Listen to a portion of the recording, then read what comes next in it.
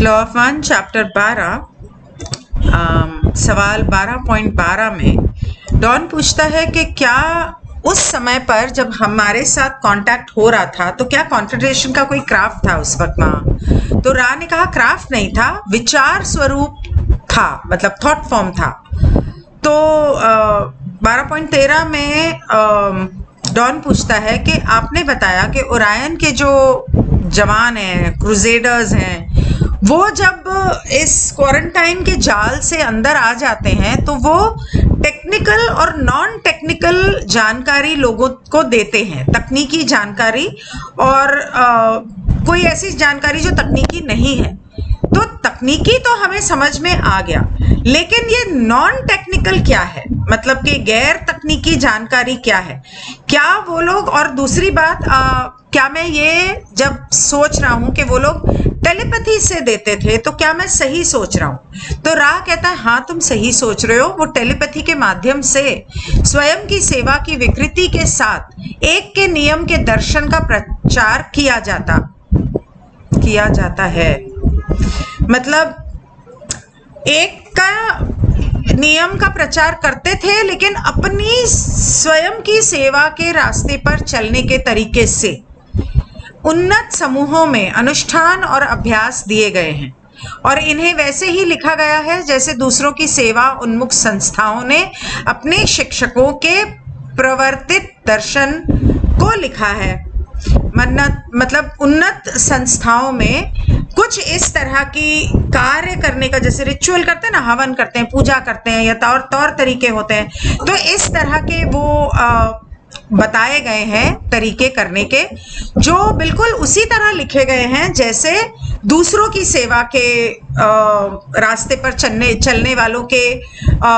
जो हवन पूजा वगैरह, मतलब रिचुअल्स कहते हैं उसे, रिचुअल्स को क्या कहते हैं, अनुष्ठान और अभ्यास। हाँ, अनुष्ठान और अभ्यास तो उनके और इनके देखने में सेम लगते हैं।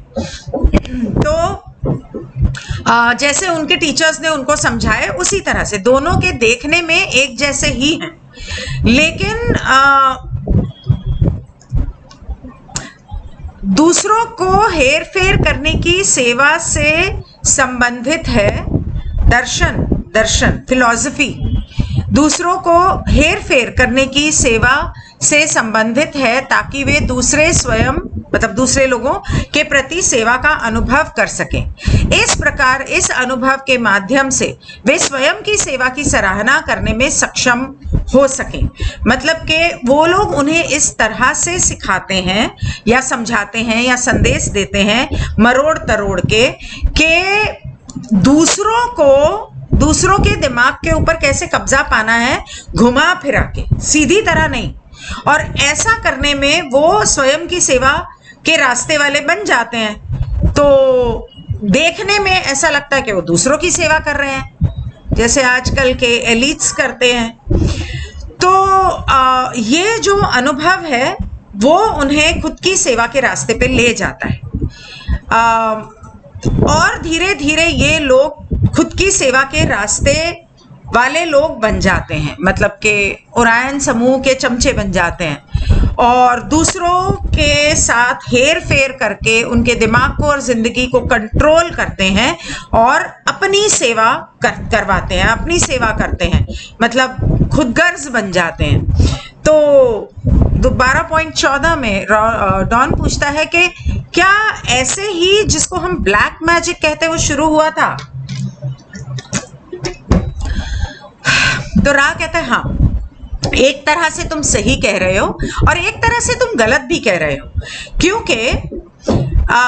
ओरायन समूह ने आपके मन शरीर आत्मा के बीच तथा कथित नकारात्मक रूप से उन्मुख परिसरों की सहायता की है। आपके प्लैनेट पर जो खुदगर्ज लोग हैं उनकी सहायता उसने की है, ओरायन ने। ये वही संस्थाएं किसी भी मामले में स्वयं की सेवा से संबंधित होंगी और उस आपके ऊपर की गई और आपके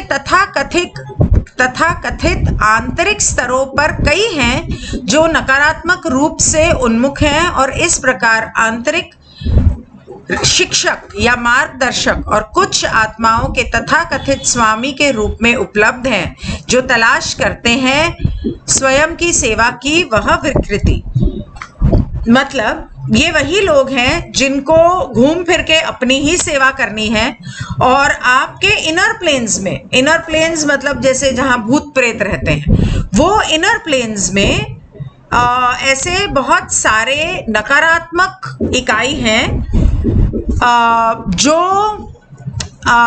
गुरु भी हैं, गाइड्स भी हैं, और लोगों की आत्मा को कब्जे में करके रखा हुआ है, जो दूसरों की सेवा